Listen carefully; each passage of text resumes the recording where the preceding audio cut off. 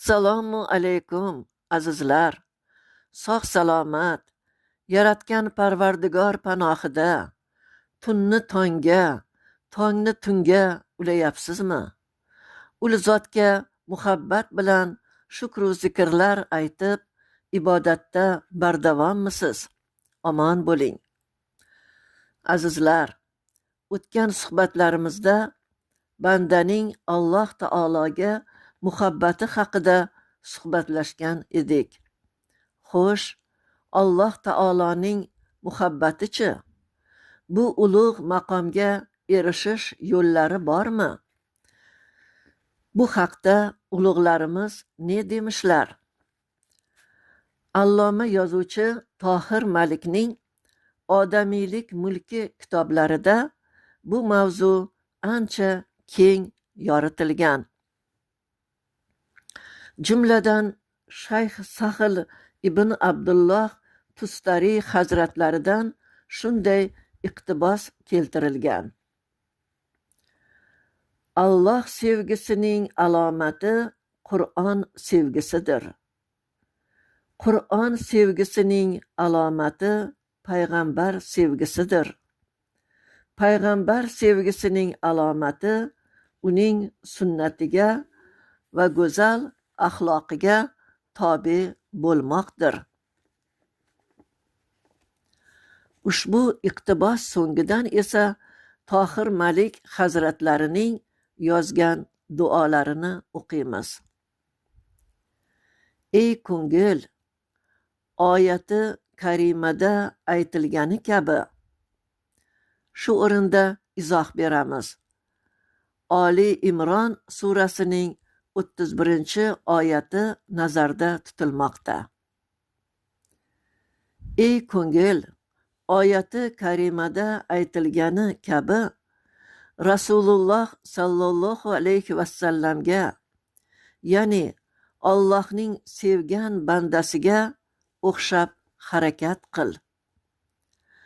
Alloh o'z habibini sevgani kabi unga ergashgan, unga muvofiq amal qiladigan, o'zini unga o'xshatadigan kimsani ham sevgaydir.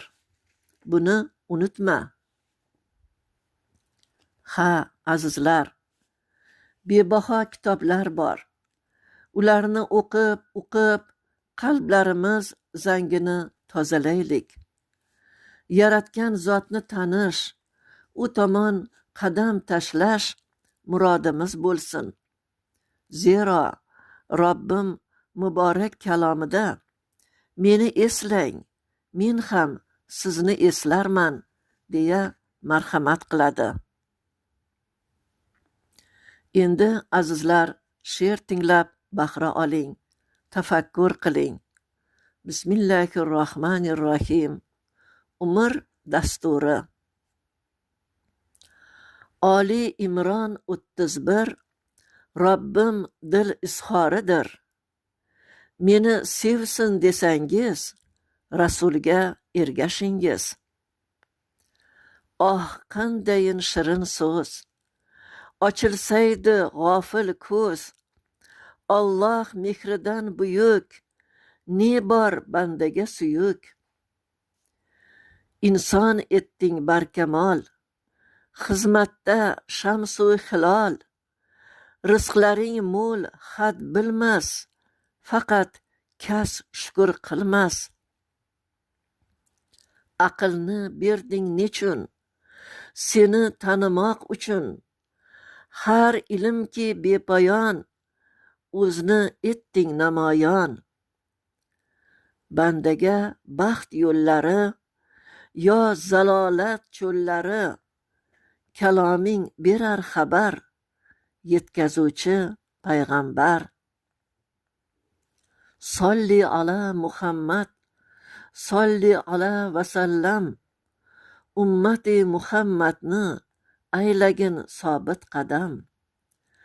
Ul zotning sunnatlari, amalu hikmatlari yo'limizda nur bo'lsin, umrlik dastur bo'lsin. Chunki Robbim Qur'onda deydi Oliy Imronda.